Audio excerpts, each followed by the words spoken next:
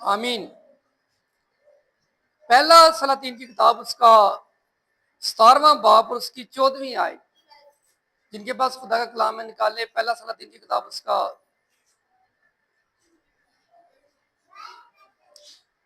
बेटा आप 10 मिनट के लिए खामोश हुए, 10 से 12 मिनट। जी बेटा पढ़े जरा।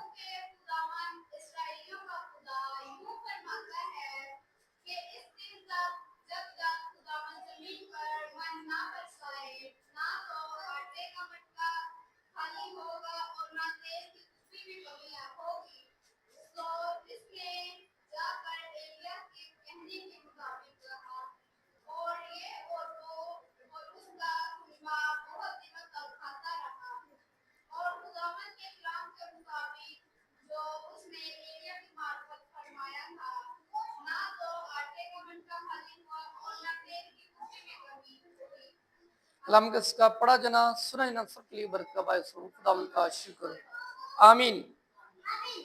तो एलिया जो नाम है इसका मतलब यहोवा खुदा है। यहोवा क्या है? इंग्लिश में इसे अलीजा कहते हैं और यहोवा इज गॉड, तो इंग्लिश में इसे कहते हैं यहोवा खुदा है। तो इस खुदा के बंदा ने 27 साल खुदा की खिदमत की। कितने साल खुदा की खिदमत की? 27 साल। 57 साल इसकी उम्र थी और इसे उड़ने वाला नबी भी कहा जाता है और आग नाज़िल करने वाला भी ये नबी था। एक वक्त में ये एक जगह पर होता और थोड़ी देर के बाद लोग इसे दूसरी जगह पर भी देखते, तो इसलिए इसे उड़ने वाला नबी भी एलिया को कहा जाता है।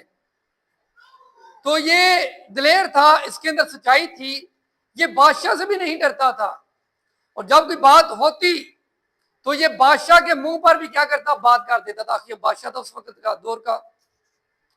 तो ये दिलेर शख्स था और जब यीशु मसीह के मरने का वक्त करीब था, मुकद्दस मूसा और मुकद्दस एलिया यीशु मसीह के साथ हम कलाम हो रहे हैं, बात कर रहे हैं। तो यीशु मसीह ने भी कहा था कि अगर मानो जो एलिया आने वाला था, यूहन्ना बपतिस्मा देने वाले के बारे में यीशु ने कहा अगर मानो तो यही एलिया है। यही क्या है? क्योंकि मलाकी नबी की किताब में ये पेश गोई की गई थी कि खीर जमाने में एलिया का आना जरूर है। तो एलिया कब आया? यूहन्ना बपतिस्मा देने वाले की सूरत में। और इसकी शहादत किसने दी? यीशु मसीह ने कहा अगर मानो चाहो तो जो एलिया आने वाला था यही है। आमीन। तो खुदा अपने बंदा एलिया से हम कलाम होता है और कहता कि जाकर क्रेत के नाला में जो यर्दन के पार जाकर छुप जा। जाकर क्या है? छुप जा, क्योंकि बादशाह इसकी जान का क्या है? दुश्मन है। तो जब ये नाला में जाकर छुप गया, 1 साल वहां पर ये रहा। कितने साल? 1 साल ये वहां पर है। और अगर हम 17वें बाब की 6ठी आयत पढ़े, अगर ऊंची आवाज में कोई पढ़ सकता तो पढ़े, ऊंची आवाज में पढ़े।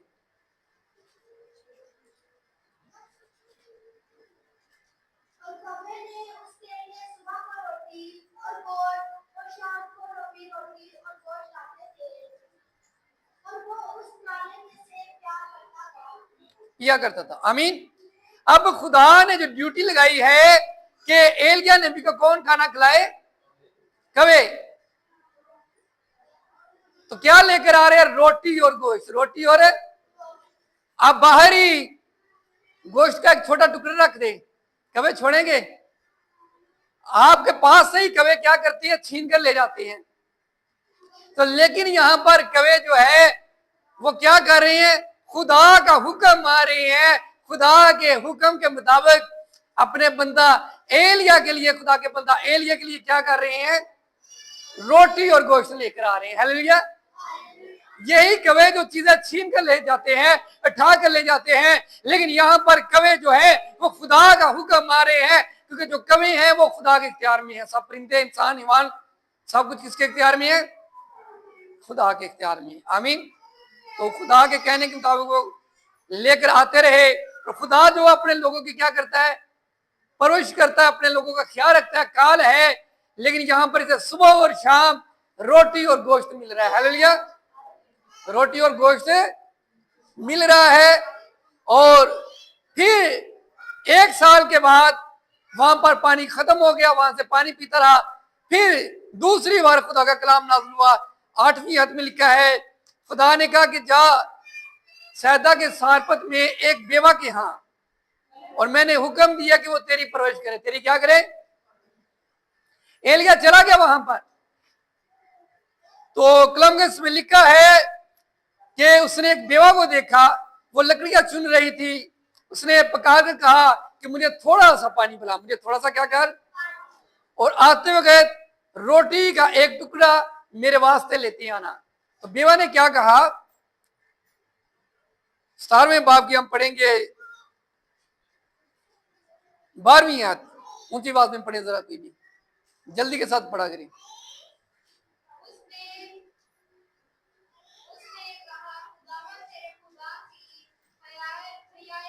हयात की कसम,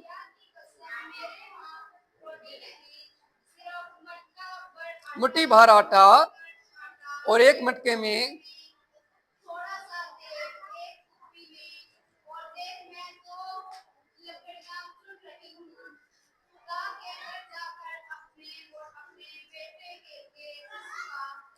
पकाऊं और मर जाएं। आमीन। अब रोटी जो है वो जिंदगी देती है, रोटी खाने से ताकत आती है, तवानाई आती है। अगर हम खाना पीना छोड़ दें तो हम जिंदा नहीं रह सकते, ऐसी है साइंस ये कहती है। लेकिन ये औरत क्या कह रही है कि मैं रोटी खाऊंगी, मैं और मेरा बेटा। क्यों इसने ये बात की? कभी आपने सोचा? इसकी वजह यह है कि जब बनी इसराइल कौम, जब भी बहनें आटा गूंथती रोटी पकाने से पहले, वो एक जो मुट्ठी भर लेदा निकाल लेती आटा, खुदा के लिए, खुदा के खादमों के लिए। अगर खादम उनके घर आते उनको दे देती जमा करके, वरना वो चर्च में जाकर खुदा के खादमों का हिस्सा निकालती खुदा का। तो आज भी बहुत सारे जो बड़े गांव हैं ऐसा ही हैं। वो क्या करती, जब भी आटा गूंथती है एक मुट्ठी निकाल कर लेदा रख लेते कि ये खुदा के खादम का, खुदा का हिस्सा है। तो जो इंसान खुदा का हिस्सा खाता है उसने मरना ही है। उसने क्या है? इसलिए तो वो कह रही कि एक मुट्ठी आटा बचा है, मैं और मेरा बेटा खाएंगे और मर जाएंगे। इसलिए उसने ये बात की, क्योंकि वो जानती थी कि ये हिस्सा मैंने खुदा का लदा से रखा हुआ, अगर मैं खाऊंगी तो क्या है। और 13वीं आयत में लिखा है, एलिया ने उससे कहा मत डर। उसने कहा तू मत डर, जैसा मैं कहता हूं तू वैसा कर तू। उसने कहा खुदा के हयात की कसम, मैं खुदा का बंदा हूं, खुदा का नबी हूं, मुझे यहां पर खुदा ने भेजा है, मैं अपनी मर्जी से नहीं आया। जब भी खुदा के खादम आपके घर विजिट करते हैं तो वो किसकी मर्जी से आते हैं? खुदा की मर्जी से। तो यीशु मसीह ने कहा जो मेरे भेजे हुए को कबूल करता है वो मुझे कबूल करता है। आमीन। उसने कहा जो मेरे खादम को एक गिलास ठंडा पानी पिला देगा वो अपना अजर पाएगा। हालेलुया। तो यहां पर उसने कहा मैं खुदा का बंदा हूं, मैं खुदा का खादम हूं। फिर उस औरत ने देर ना की, रोटी पकाई और उसने कहा, एलिया नबी ने वादा किया, उसने कहा कि जब तक इस मुल्क में काल रहेगा, शहर में काल रहेगा, उसने कहा मेरा तेरे साथ वादा है, ना तो आटे की मट्टी से आटा कभी खत्म होगा और ना तेल की कुप्पी में से कभी कमी आएगी, तेल खत्म होगा। हालेलुया। तो जब तक खुदा का बंदा एलिया वहां पर रहा, वहां पर काल रहा जब तक, तो कलम में लिखा है कि वो रोजाना ही आटा निकालती और आटा फिर दुगना हो जाता है। हालेलुया। वो खुदा के खादम को खिलाती रही और खुदा अपने खादम के वसीला से उस घर को बरकत देता गया। हालेलुया। तो वहां पर तेल में भी बरकत आ रही है, आटे की मट्टी में भी बरकत आ रही है। क्यों? क्योंकि खुदा ने अपने बंदा को भेजा, अपने बंदा के वसीला से खुदा इस घराने को बरकत दे रहा, अपने खादम के वसीला से। आमीन। और खुदा का हिस्सा जो है वो खुदा के खादम को मिल रहा है। आमीन। जब भी हम खुदा का हिस्सा खादमों को देते हैं, क्योंकि खुदा खुद तो नहीं ले सकता, तो खुदा ने अपना हिस्सा लेने के लिए किनको मुकर्रर किया है? अपने खादमों को। तो जो आज भी बहन भाई खुदा के खादमों की इज्जत करते हैं, हदिया देते हैं, उनका ख्याल रखते हैं, तो खुदा भी अपने लोगों का ख्याल रखता है। हालेलुया। खुदा उनकी जरूरतों को क्या करता है। यहां पर ये बेवा है, इसके बाद कुछ भी नहीं है, एक मुट्ठी आटा है और थोड़ा सा तेल है, लेकिन वो भी उसने खुदा के खादम के लिए दिया। आमीन।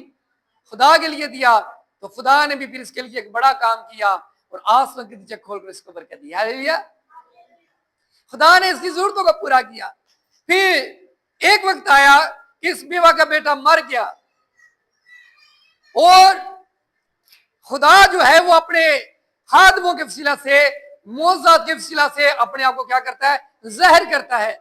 इसका बेटा मर गया और एलिया ने भी 3 बार दुआ की, उस बेटे के अंदर जिंदगी आ गई और बेटा फिर से जिंदा हो गया। हालेलुया। तो खुदा जो है वो जिंदगी देने वाला खुदा है और बरकत देने वाला खुदा है। उपलब्ध इसमें लिखा है इसके 17 बाब की 22 आयत में, और खुदावन ने एलिया की फरियाद सुनी और उस लड़के की जान में फिर आ गई और वो जी उठा। हालेलुया। खुदा ने अपने बंदा की क्या की, फरियाद सुनी, क्योंकि खुदा जो है वो बरकत वाला खुदा है। खुदा ने जब हैकल बनाई तो खुदा ने लावे कबीलों को चुना कि वो कलीसिया को क्या करे, बरकत दे। कलीसिया को क्या करे, बरकत दे, ब्लेस करे। तो जो खादम है वो ही आपको ब्लेस कर सकती है, आपके खादम को, आपके घराने को खादम बरकत देते हैं। हालेलुया। तो यहां पर भी लिखा कि खुदा के बंदा की खुदा ने आवाज सुनी। हालेलुया। इसलिए तो चर्च में लोग कहते हैं पास्टर साहब हमारे लिए दुआ करें, घरों में लोग कहते हैं पास्टर हमारे लिए क्या करें। खुदा ने अपने लोगों को चुना होता है और खुदा अपने बंदों की फरियाद सुनता और क्या करता है, जवाब देता है। हालेलुया। फिर उस औरत ने कहा, उसने कहा मैं जान गई हूं कि तुम मर्दे खुदा है। हालेलुया। और खुदा का कलाम तेरे मुंह में है, वो हक और सच्चा है। हालेलुया। क्योंकि खुदा के कलाम में क्या पाई जाती है, जिंदगी पाई जाती है।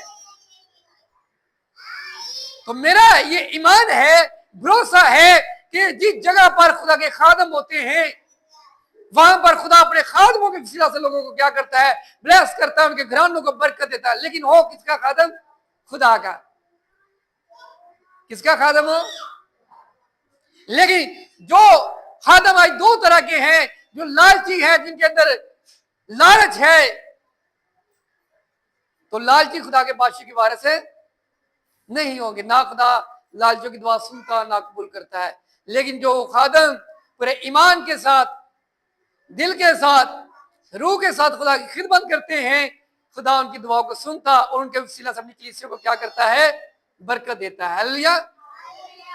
तो याद हमने सीखा ये है, हासिल कलाम ये है कि कवे जो चीजें ठाकर छीन कर लेकर जाते हैं, वही यहां पर खुदा अपने खादमों की जरूरतों को क्या कर रहा है, पूरा कर रहा है। आमीन।